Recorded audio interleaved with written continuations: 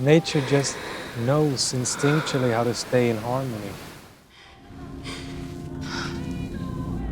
Sorry. I'm gonna go for a walk. It's almost your birthday. You're okay. You're fine. You're fine. You're fine. Thank you.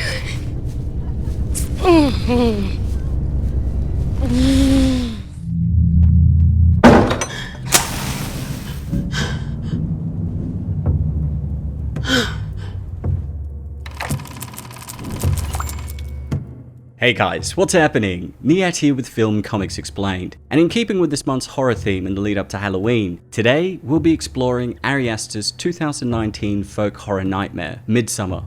Aster's Hereditary blew audiences away. The occult horror about an extremely dysfunctional family quickly became a critically acclaimed favourite. His second film had big shoes to fill, but it manages to be just as unsettling, mysterious, and gruesome as its predecessor. This time, the dark evening chill of the Graham family home is replaced with daylight horror, filled to the brim with references to pagan rituals, actual midsummer traditions, and other creepy Easter eggs. Whoa, who's that one? That's last year's May Queen. Beautiful. You know, I'm very, very glad you're coming. Midsommar revolves around Florence Pugh's Dani, a college student who has tragically lost her entire family to a murder-suicide. Instead of helping her heal and deal with grief, her boyfriend Christian, played by Jack Raynor, is more concerned about having fun and going to a special festival in Sweden with his good pal Pelle. Christian is surprisingly dispassionate towards Dani, who ends up awkwardly joining him on the trip, along with Christian's friends Josh and Mark. After briefly enjoying the Swedish sun and arriving at their destination, it becomes quickly apparent that there is something occult afoot in the Hagas commune. There's drugs, murder, rituals, blood, unsavory pastry, and bears, all culminating in one brutal climax where the group is slaughtered and Dani is crowned the May Queen before watching a less than supportive boyfriend burn alive. It's a very dense movie, and there's a lot to unpack here. Hello. Hello. Hey. Hello. Hello. Welcome. Hi. Welcome. Hi. Welcome home. Oh, Oh, we are so very happy to have you. One of the greatest things about Midsommar is that it gets better with each repeat viewing. The film heavily utilizes foreshadowing, which makes it a real treat to rewatch. From the very first sequence, the movie actually maps out the trajectory of Dani and Christian's fate.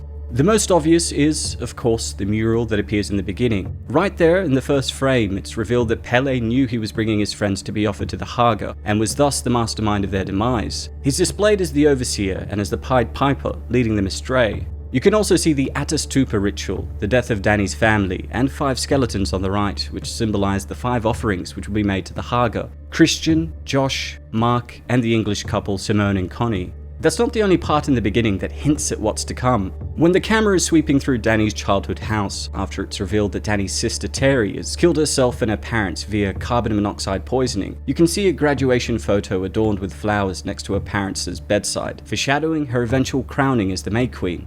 In Dani's apartment, you can also see a giant portrait of a bear, which hints at Christian's fate. There's even a picture of the Scarecrow from The Wizard of Oz on top of the fridge in Christian's dorm, foreshadowing the way the dead will be skinned and stuffed into ceremonial straw men. The Wizard of Oz actually influenced Ari Aster quite a bit, and when Midsommar was first being marketed, he told Vulture it's a Wizard of Oz for perverts. Even Dani's last name, Arda, is a hint about everyone's cursed fate. The Latin phrase Arda translates to flame, fire, and heat. Once the gang arrives in Sweden, they're introduced to Pelle's commune, whose midsummer festival is about to begin. To kick off the festivities, everyone is presented with shrooms.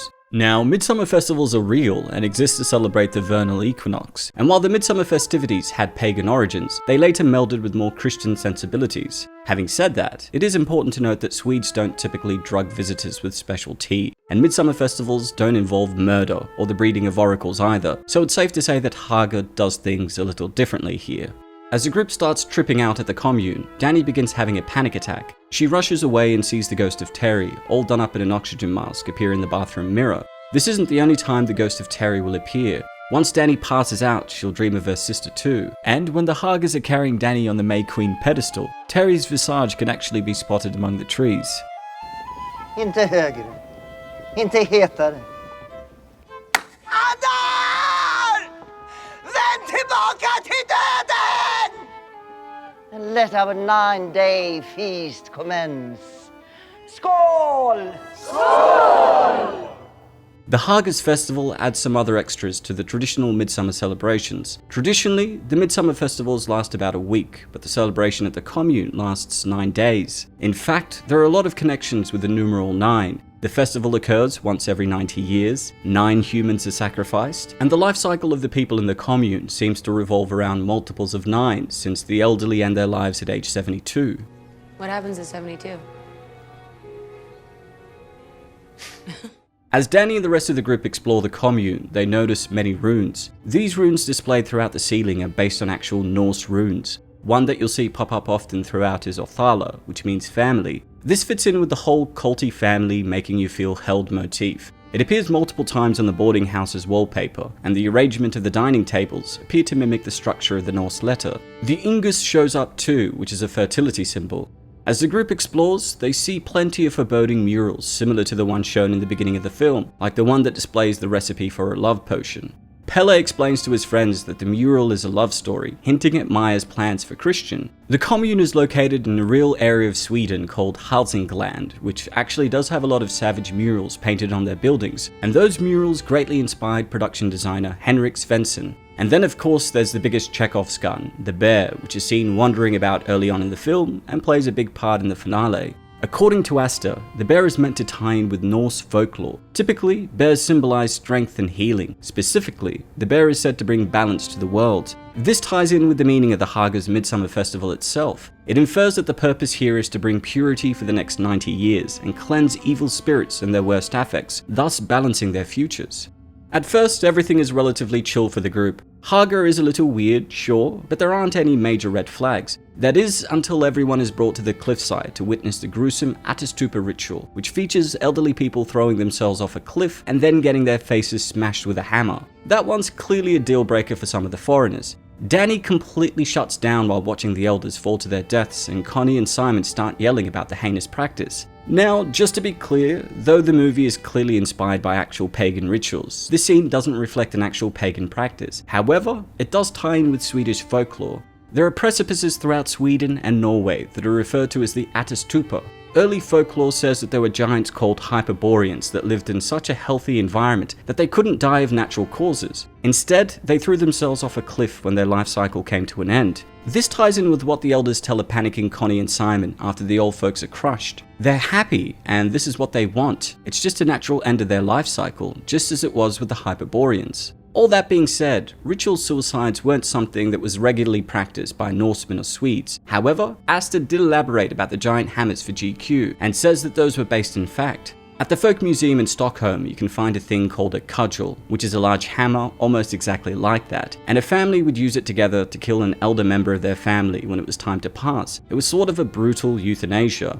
From here, things really start to escalate. Connie and Simon mysteriously go missing after their outburst at the cliffside, while the locals begin to get increasingly angry at their visitors after Mark makes the grave mistake of peeing on the Haga's ancestral tree, and Josh tries taking pictures of their sacred texts for his thesis. One of the Hagas stares Mark down for his sacrilegious behavior before he's mysteriously led away by a Haga woman and killed off screen, while Maya puts her hair and blood in Christian's food and drink after placing a rune under his bed the night before as part of her love spell that was foreshadowed at the start of the film. After the feast, Josh slips out to sneak a peek at the forbidden runic texts, only to be bludgeoned to death by a nude man wearing the skin face of Mark. The next morning, the only outsiders left are Christian and Danny. Danny is led with the women of the village to participate in an intense maypole dance. The official Swedish page for midsummer traditions says that maypoles and dancing are key parts of the festival, as are flower crowns and wreaths. The maypole song and dance depicted in the film is a real tradition called the Hälsingabon. Typically, an older woman sings a song about the devil forcing villagers to dance till they drop. The movie puts a little twist on this aspect by making it so the last one standing becomes crowned the May Queen, with Danny winning and nabbing the coveted crown.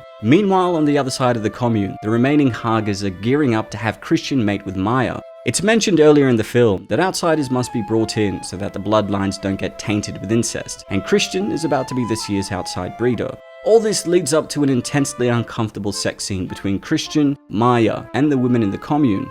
Note that another rune, the Tiwaz, appears on Christian's robe right before the twisted love-making ceremony. Tiwaz is associated with the god of masculinity and virility. Finnish midsummer traditions actually do involve casting love spells, but they're a lot more innocent and just involve things like picking flowers.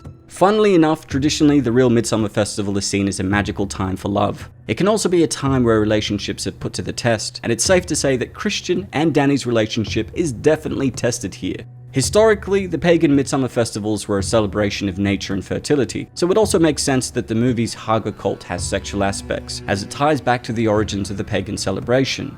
Danny stumbles upon Christian mid-orgy and naturally freaks out. The other women follow her and mimic her breathing as she has a panic attack, as if they were experiencing her pain with her. Meanwhile, Christian finishes the ritual and then freaks out and runs away. From there, he finds Simon flayed and spread across a barn, in a reference to the Viking blood eagle ritualistic sacrifice, before he's attacked and paralyzed by the elders. May Queen Danny is finally told that all these deaths have been sacrifices offered to purge evil from the commune. 4 offerings were outsiders: Josh, Mark, Simon and Connie, and another 4 are members of Haga. Those who have died will have their skins ceremoniously stuffed with straw, while 3 others will burn alive with those effigies in a sacred temple. All that's left is for the 9th victim to be chosen, and Danny gets to choose either a randomly selected villager or Christian. Christian is then placed inside a disemboweled bear and set on fire with the other sacrifices. At first, Danny is panicking and howling with grief, but then she smiles. Asta compared this final scene to the tradition of burning your ex's clothing or belongings. It's like that, but times 100. It's important to note here that Danny makes the conscious decision as May Queen to sacrifice Christian over one of the Haga, despite her insistence throughout the entire film on them needing to leave the Haga before harm had befallen them. Christian prioritizes staying so that he could haphazardly put together a last-minute thesis paper on the Haga. He's also been holding her back and keeping her from experiencing her grief fully, and that's why she decides to destroy him. Meanwhile, the Haga are all about showing emotions. They breathe and cry in unison with Danny, they scream and shout when the old man is in pain after dropping off the cliff, and even writhe in pain along with the sacrificial burning. A Haga elder mentions that one must rid themselves of their worst affects, and for Danny, that's Christian. Kind of like tidying up with Marie Kondo, with the pagan spin of getting to burn the things that don't spark joy in your life. After the ceremony, she acclimates with the Haga, becoming free to move on with the support of her new family. It's also hinted that her and Pele will end up getting married, as they're seen as a perfect match in the eyes of the Haga.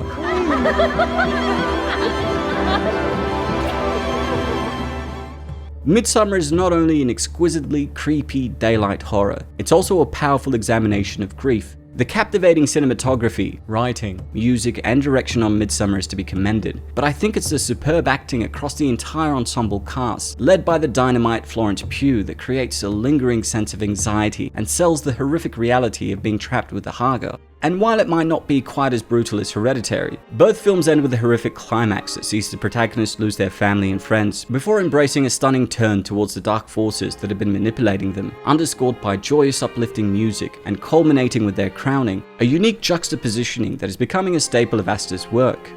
With that having been said, that's all for today, folks. Don't forget to hit subscribe and click the notification icon to stay up to date on all my content, and if there's anything else you'd like to request, please don't hesitate to ask. As always, it's been a pleasure.